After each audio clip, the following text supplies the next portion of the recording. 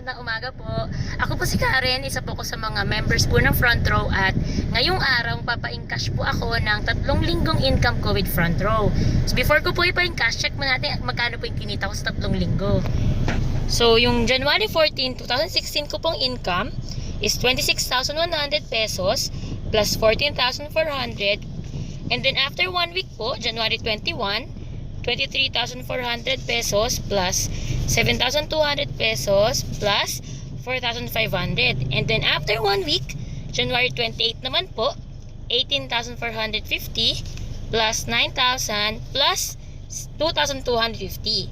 So lumalabas po, ang 3 linggong income ko with Front Row is 105,300 plus sinamahan pa po ng 28,000 worth of gift certificates from Front Row. So ang total po nito is 133,300. So tara, pa-encash na po natin.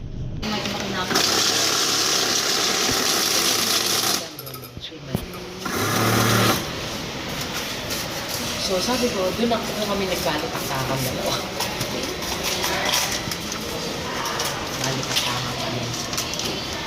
Asa na? Ayan na, pa-encash ko na 105,300 pesos. So pag inad natin yung 3 linggo ko ng January plus yung unang linggo ko, which is 51,300 pesos plus 15k gift certificate, umaabot po ng 66,300. Lumalabas po ng unang buwan ko with Front Row is 199,600 pesos. Almost 200,000 sa isang buwan.